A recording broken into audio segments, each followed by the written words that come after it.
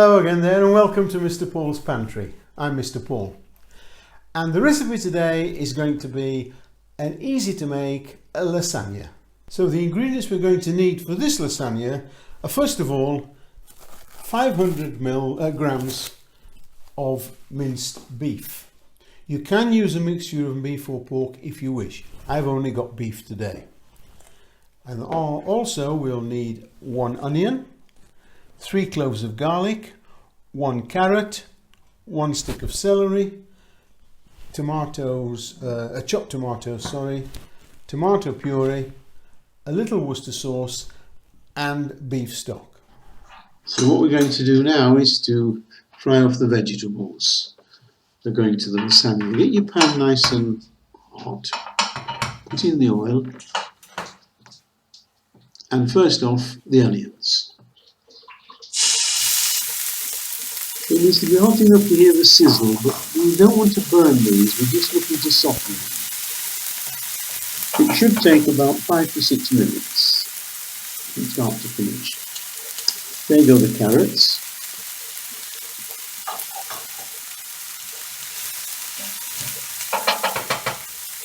Followed by the stick of celery that's been finely diced.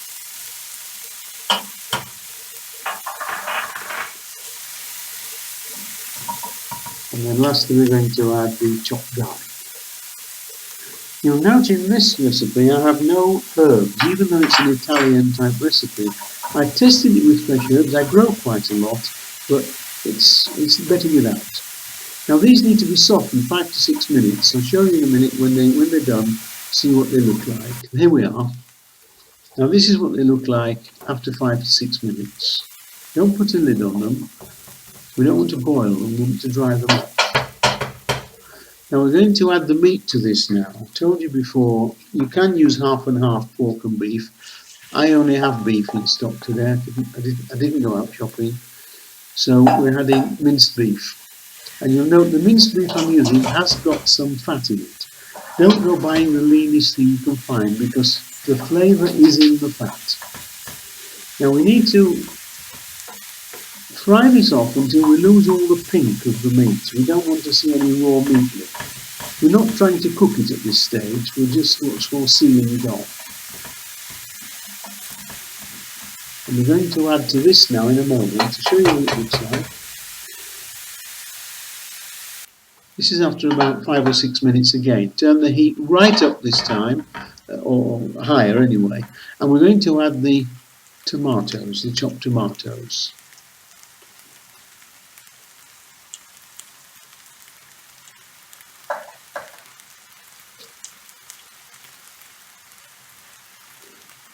And when I can find it, here it is, we're going to put in the tomato puree.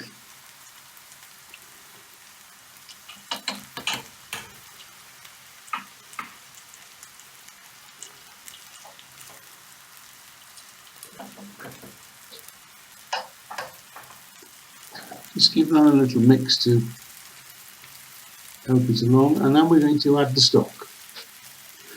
Now you can turn the heat right up for here to bring it to a boil quickly.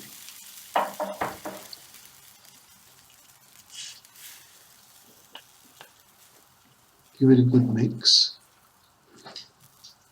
Now as soon as that comes to the boil, you want to turn it down to medium, don't leave it blazing away a lot. When you just see it boiling around the edges like that, turn it down a little bit and leave it until we lose all the juice. Now it's boiling, I'm going to add the final ingredient, which is the Liam Perrin's Worcestershire sauce. There we are, it's all in there now, nothing else to add. Now you just leave that gently bubbling away. I can't tell you how long, you just have to look by. This is what it should be, bubbling away like this, and when all that juice has disappeared, it's ready. Here we are, and that's what it should look like.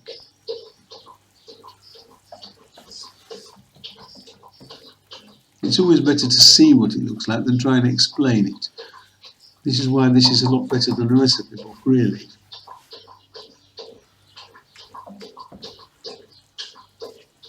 Now I'm going to put some seasoning now, so we're going to put some salt in. and a good grind of black pepper. Give it a good mix, and then that's ready to go. Now we'll start on the sauce.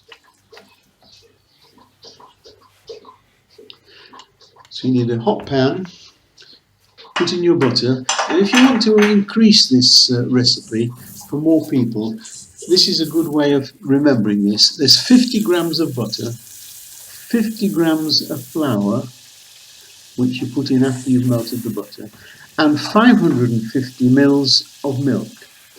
So if you want to double that, you can, or halve it. It's very easy to do.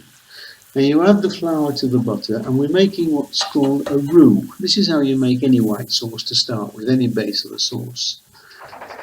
And you must cook this out gently, don't have it on a high heat, but you must cook the flour in the butter before you start adding any milk. Otherwise you'll always have that raw flour taste at the end.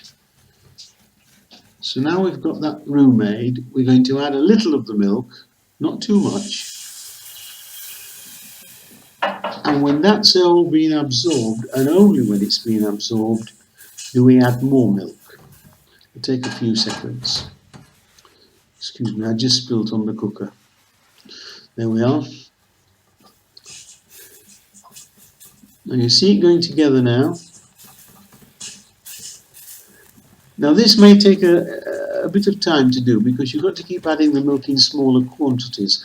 But every time it's absorbed like that, beat it and then add some more milk, as we're doing here. There we go.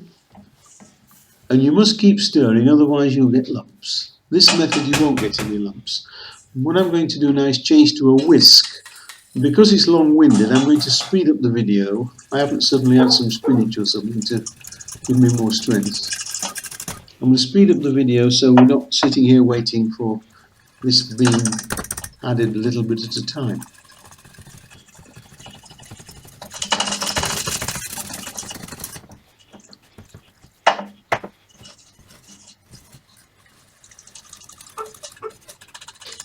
And once all the milk is added, and you have a nice smooth sauce, you want to leave it there now just till it starts thickening up.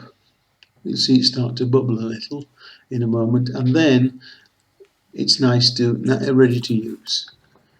The only thing left now is we need to season it, and I always find it best to season it at this stage, not at the early stages. You see it's covering the back of a spoon nicely, so it's just thick enough to use. Now we need to add a little salt at this stage here, and some pepper. And I'd like to point out here, in a white sauce we never ever use black pepper. It's always white pepper, so make sure of that. Give that a mix in, and then we're all ready to go.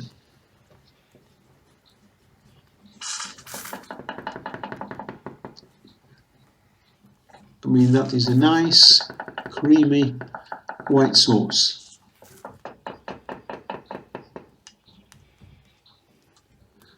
Now, a lot of people have asked me, do you put cheese in the sauce at this stage? The answer for a lasagna is no.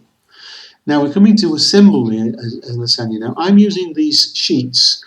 They're called quick cook sheets. I don't actually know what the difference is. I don't know what it is. Anyway, you don't have to soak them. I don't use fresh pasta because I can't keep it in the store cupboard long. So I use these. We need to spread a layer of sauce on the bottom, not too much.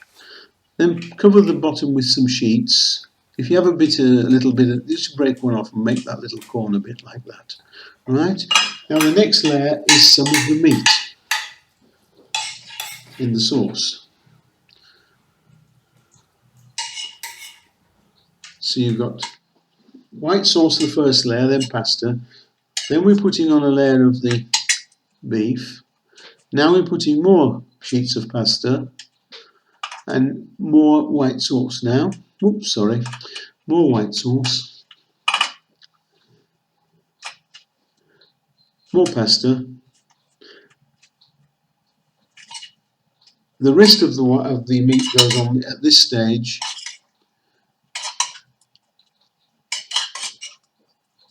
and then the final layer of pasta on top of that.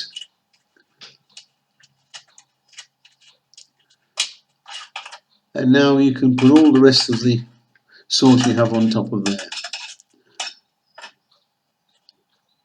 There we go. Now the recipe says parmesan cheese, and I'm sorry, but today I haven't got any. I thought I had, but I haven't. So I'm just using a bit of strong cheddar. It makes no difference. You can use whatever cheese you want. I mean, I know people who make the lasagna don't put any cheese on at all. And I also know people who put cheese on the layers of white sauce as they're building up the layers, but I don't do that. Now there it is, all ready to go into the oven.